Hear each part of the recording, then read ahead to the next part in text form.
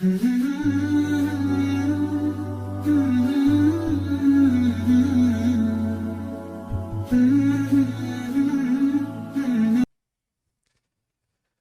بالله من الشيطان الرجيم بسم الله الرحمن الرحيم بسم الله الحمد لله والصلاة والسلام على سيدنا محمد وآله ورضاعين أصحابه أجمعين. السلام عليكم ورحمة الله وبركاته. Aujourd'hui, Inch'Allah, on va parler de Tazkiyat al-Nafs et du fait de méditer, de raisonner, subhanallah. Allah subhanahu wa ta'ala dit dans Surat al-Shams, بعد أعوذ بالله من الشيطان الرجيم بسم الله الرحمن الرحيم ونفس وما سواها فألهمها فجورها وتقواها قد أفلح من زكاها وقد خاب من دساها. Allah subhanahu wa ta'ala dans Surat al-Shams il dit qu'il a créé l'âme et qu'il a façonné et il a placé le nafs en chacun d'entre nous. Ce nafs-là, il lui a inspiré ses penchants vers le mal, les tentations, les passions, etc. Et de l'autre côté, il lui a aussi inspiré ses penchants vers le bien et la piété. Et Allah subhanahu wa ta'ala nous dit, réussira, après avoir juré, je pense, 11 fois dans Surat al-Shams, il conclut en disant, réussira celui qui a purifié son âme et échouera celui qui l'a sali et corrompu. Et dans cette sourate, subhanallah, tu comprends à travers ces versets que, en réalité, c'est nous qui décidons de soit purifier ou salir notre âme. C'est à nous de faire ce travail d'aller chercher la foi et l'iman. Et subhanallah, c'est obligatoire sur chaque musulman et musulmane de chercher le iman. C'est pas on est musulman, on shahad, on fait nos prières et vas-y, that's it. Non, tu dois aller chercher la foi. Pourquoi? C'est quoi la foi, subhanallah? Quand la foi se place dans le cœur, c'est de là où découlent les qualités du musulman. C'est à cause de la foi, subhanallah, que les défauts ils s'atténuent. C'est grâce à la foi qu'on puisse faire des actions d'adoration.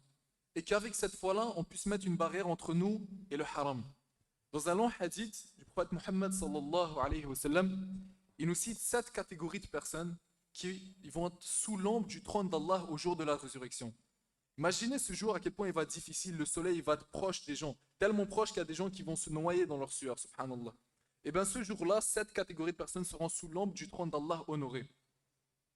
Parmi ces 7 catégories, Nabi sallallahu alayhi wa sallam cite la 4e catégorie qui est des frères qui se sont rencontrés pour Allah, qui se sont aimés pour Allah et qui se sont quittés pour Allah. Et la 5e catégorie, subhanallah, c'est qui? C'est une belle femme noble qui est venue voir quelqu'un pour faire zina et il a refusé pour la cause d'Allah subhanahu wa ta'ala. Et ces catégories-là, elles sont liées l'une après l'autre. Ça veut dire que en cherchant le iman, quand il s'est posé dans une assise avec les frères, etc., il a eu le iman, c'est grâce à ce iman qu'il a pu dire non à la femme, qu'il a pu refuser cette tentation. Parce que notre iman, c'est notre bouclier. Notre iman, c'est notre épée, c'est notre armure. Sans ce iman-là, c'est comme si on est face à 10 lions et on n'est pas équipé aux tentations de la vie, etc. Donc nous, on se doit d'aller chercher ce iman. On se doit d'aller purifier notre nafs. Et Allah subhanahu wa ta'ala, il nous montre qu'au fait, on a le contrôle de ça. C'est nous qui devons faire les actions pour ça. Vous savez, moi-même, avant, je me mettais dans une situation où je me victimisais beaucoup. Quand je voulais revenir dans le dîn, je disais, ouais, quand Allah il va me guider, là, à ce moment-là. Non. Allah, il nous donne le choix de faire les actions. Certes, c'est Allah qui guide, mais Allah, il t'a donné le choix de faire tes actions et c'est sur ton pouvoir à toi. Il ne faut pas dire, ouais, lui, Allah, il a guidé et moi, c'est fini. Non. Non. Chacun a le pouvoir de faire les actions. Et c'est pour ça qu'au jour de la résurrection, Allah il nous jugera chacun sur nos actions et nos intentions. Parce que tu avais la décision. Chacun d'entre nous avait la décision de faire du khir, de purifier son âme, ou bien de la salir ou la corrompre.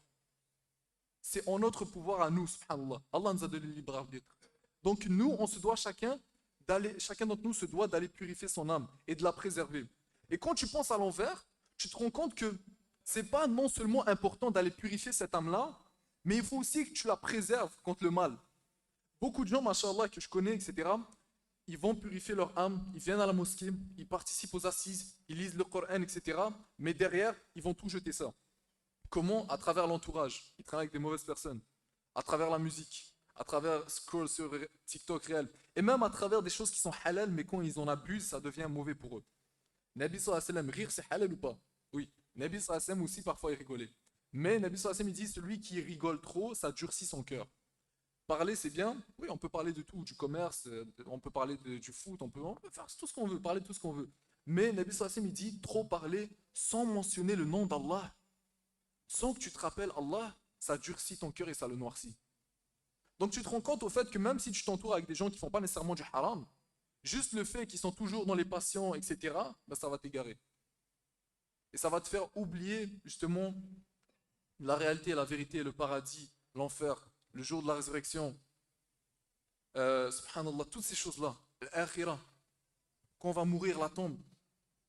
Et c'est au point où tellement tu vas oublier ces choses-là, l'importance de l'akhira, quand on va mentionner l'akhira, c'est comme un souvenir lointain pour toi. On mentionne le paradis, ouais, ouais, c'est bien. C'est comme si on mentionnait, je sais pas moi, Adonis. Subhanallah, c'est pas, ça fait aucun effet dans ton cœur. Non.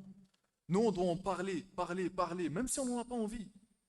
Même si on n'en a pas envie. Vous savez, le din d'Allah, subhanahu wa ta'ala, l'exclusivité, quand on est musulman, on dit quoi? On dit La ilaha illallah Muhammadur Rasulullah. Comment je dis La ilaha illallah? Je suis en train de dire que j'adore uniquement Allah. L'exclusivité de mon adoration complète est pour Allah et nul autre.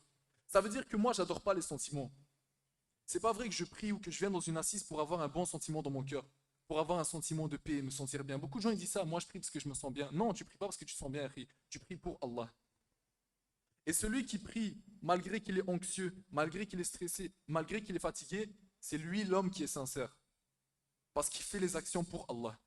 Et sachez les frères que les actions que vous allez faire régulièrement, etc., pour Allah, malgré que vous êtes fatigué, malgré que vous êtes stressé, etc., le jour où Allah décidera d'ouvrir les portes sur vous, Wallah al-Adim, ça sera une des plus grands risques que vous allez pouvoir avoir, subhanallah.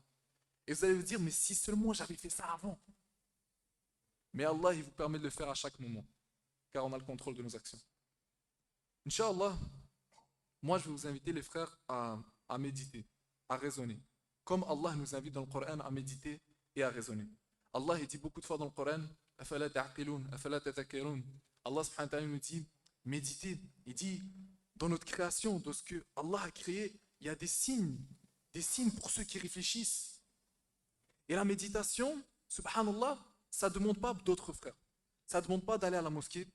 On n'enlève pas le mérite de ces actions-là, parce qu'ils nous donnent la foi, mais ça demande juste un truc, ton cerveau. Et ton cerveau, tu n'as pas besoin d'aller le chercher, là, il n'est pas loin, tu vois, il n'est même pas au bout de ta main, subhanallah, tu dois le prendre, il est là, non, il est là directement.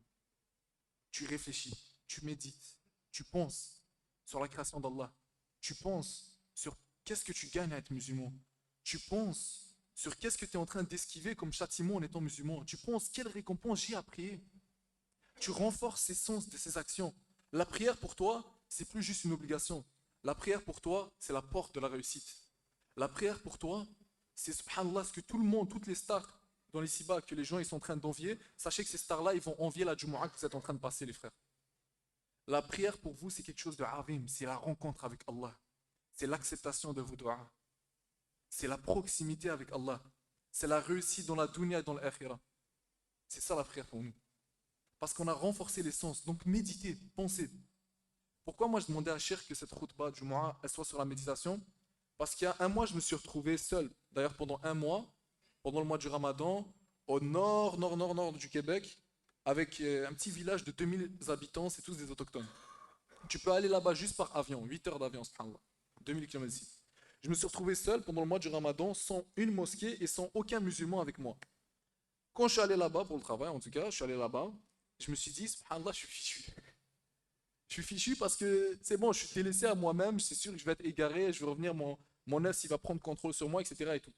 Et Wallah al-Adim, Allah il en témoigne les frères, c'est le mois, subhanallah, un des mois où ma foi a le plus augmenté. Alors que j'étais seul. Pourquoi? Parce que j'ai utilisé l'outil qu'Allah m'a donné, cette ni'ma qu'Allah nous a donné, que chacun d'entre vous a, qui est le cerveau, le fait de réfléchir. Je me suis posé seul comme ça au travail et je disais, subhanallah, comment est le paradis? Dites subhanallah les frères. Redites subhanallah. Et une dernière fois, subhanallah, vous venez de faire 3 palmiers au paradis. Dans chacun des palmiers, Nabi sallallahu alayhi wa sallam, il dit qu'il y a des fruits. Ces fruits possèdent 72 couleurs. Chacune des couleurs est différente de l'autre. Des couleurs que vous n'avez jamais vues. Derrière chaque couleur, tu manges, c'est un nouveau goût. Plus tu manges, et plus c'est bon. Les repas qu'Allah va t'amener, plus tu manges et plus c'est bon. Ça dépasse tout entendement, subhanallah. Et plus tu manges et plus Allah il ouvre ton appétit. Et tu médites juste comme ça. Est-ce que vous vous rendez compte de la puissance de ça, subhanallah? Tu es là tout seul, tu penses à Allah, tu penses au paradis, et ta foi, elle augmente. C'est une source infinie de foi gratuite. Pourquoi on ne va pas la prendre? Wallah, les frères, chacun d'entre nous n'est pas dépendant de venir nécessairement toujours à la mosquée ou dans les assises, etc. pour avoir cette foi-là. Certes, on doit faire ces actions-là, mais on se doit, Inch'Allah, aussi de méditer, de raisonner comme Allah il nous demande.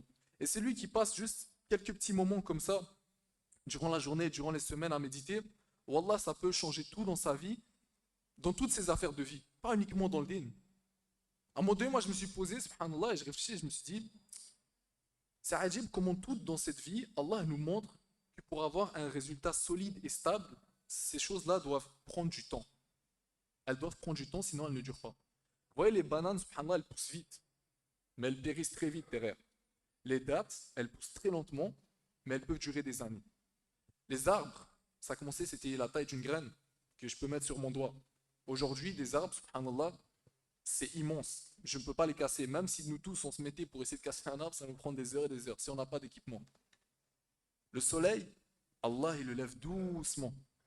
La lune, la nuit, Allah, il la fait tomber doucement. Et parmi ces signes, on n'a pas besoin de chercher loin, nous-mêmes. Chacun ici a un certain âge, mais dites-vous, subhanallah, pour que vous atteigniez le physique que vous avez maintenant, la maturité que vous avez maintenant, la foi que vous avez maintenant, ça a dû prendre ces années-là. Après 4 ans, tu ne peux pas avoir une barbe. Tu vois? Tu ne peux pas avoir une barbe. Il y a des gens, machallah, à 12 ans, ils ont une barbe. Après 4 ans, tu ne peux pas avoir une barbe, mais après 20 ans, 25 ans, tu vas en avoir une.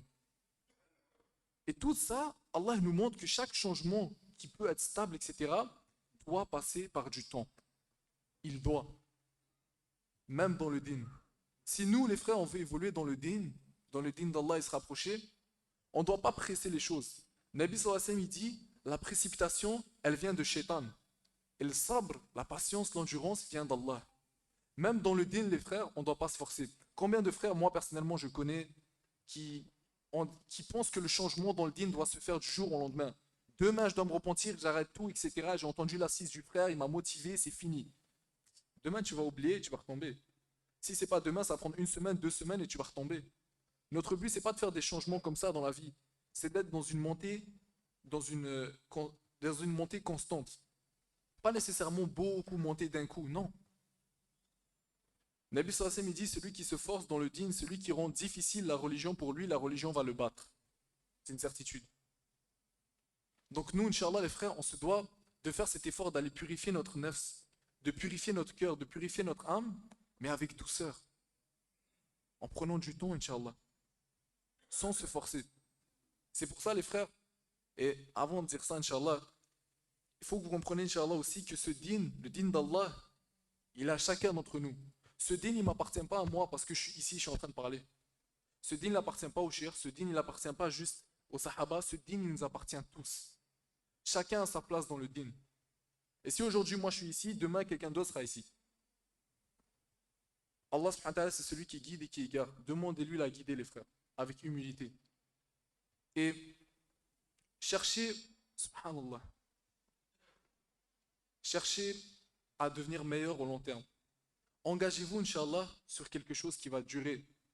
Engagez-vous à faire quelque chose qui ne va pas juste durer 1 semaine, 2 semaines, 3 semaines, où le changement sera rapide, mais l'échec sera rapide aussi. Je veux, Inch'Allah, que chacun d'entre vous ici s'engage, bi'idhnillah, devant Allah, à s'engager sur une petite période de temps. Le temps, c'est vous qui choisissez. Soit 5 minutes, 2 minutes, 10 minutes, à méditer sur Allah, à méditer sur les bienfaits d'être musulman, à méditer sur les bienfaits qu'Allah nous donne, les récompenses et les châtiments qu'on est en train d'esquiver parce qu'on est musulman. Chacun d'entre vous, Inch'Allah, je veux qu'il fasse quelque chose de différent, mais quelque chose qui pourra tenir toute sa vie. C'est-à-dire, moi, personnellement, je me suis dit 10 minutes par semaine. C'est sûr, c'est tellement, même ça paraît ridicule le changement, Wallahi, l'effet cumulatif, au fil du temps, au fil de peut-être 1 an, 2 ans, etc., tu vas finir par méditer presque constamment toujours. Parce que tu as passé par quelque chose de facile. Engagez-vous, Inch'Allah, à faire quelque chose que vous pouvez tenir toute votre vie. Et les frères, Wallahi al-Adim, mais je dis ça sincèrement, vous êtes tous des personnes, Allahumma barak, avec un potentiel immense. Il n'y en a pas deux comme vous qui sont créés dans cette vie d'ici-bas. Il n'y en a pas deux pareils que vous. Chacun a ses propres qualités parmi vous. Chacun a ses ni'am qu'Allah il a donné parmi vous. Donc utilisez pour satisfaire votre Seigneur. Et sachez qu'il y a un côté magnifique dans votre âme à tous que vous pouvez connaître. Et un éveil dans votre cœur, subhanallah, qui est ajib et qui est azim. Chacun d'entre vous a le potentiel d'être au-delà de ce qu'il peut imaginer qu'il peut être. Donc les frères, ne vous privez pas de ça, ne vous privez pas de cette ni'ma qui est vous-même, subhanallah. Purifiez votre cœur, Inch'Allah. Engagez-vous à ça, moi-même je m'engage à ça. Qu'Allah vous récompense, je sais, Inch'Allah, faire la khutbah. Subhanakallahumma wa bihamdik. Ashhadu an la ilaha illa anta.